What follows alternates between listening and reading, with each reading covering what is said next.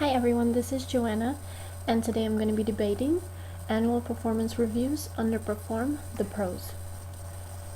According to Performance Reviews Pros and Cons by Dan Zisco, annual performance reviews can be biased because they are given by one manager who is human.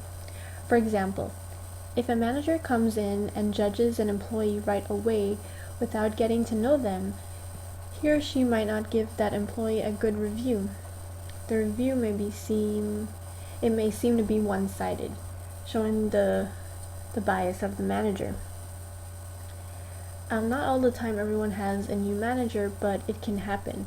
Sometimes we judge people for the wrong reasons, and so we end up giving them a bad review if we're a manager.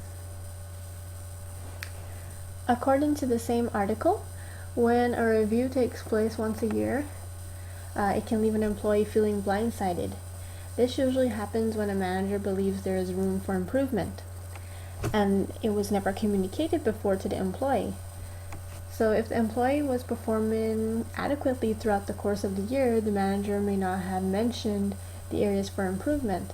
And so the employee is surprised to hear when the review is actually given that he or she needs improvement in these areas, because it's kind of like, well, how come you never told me before? How come I could have made things better before? Doing annual performance reviews, it can be flawed. It creates anxiety in the workplace. Both manager and employee could be in a bad mood because of having to go through with it. Annual performance reviews possibly creates more harm than good, because if we let our employees know how they're doing on a day-to-day basis, we wouldn't need to tell them everything in a nutshell. That creates a negative environment because they know annual review time is coming. They know you're going to tell them something negative, which should have already been discussed before. If not, then it creates that anxiety for the employees. According to a famous quality guru, Edward Deming, forced rankings and other merit ratings that breed internal competition are bad management because they undermine motivation, and they breed contempt for management around people who were at least at first doing a good job.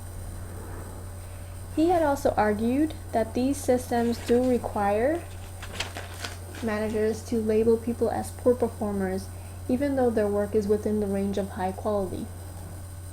According to Deming, when people get negative, unfair evaluations, they may become bitter, crushed, bruised, battered, desolate, despondent, dejected, feeling inferior, some even depressed, unfit for work for weeks after receiving the rating. Another thing is, do organizations do these annual performance reviews because they have always done them? If so, this is the wrong reason to have an annual performance review. Performance reviews are supposed to benefit the employee and the business, not just the people in HR or the manager, because they're doing extra work for extra pay around review time. Overall, annual performance reviews can lead to a negative workplace environment because of bias, surprises, unfair poor performance ratings, organizations just doing them just because they have to, or people just wanting to make extra money for the extra tasks around review time. These all create negative workers, which will affect the work done by the workers for several weeks, creating not just a bad impact on their attitudes, but also on the business. Thank you.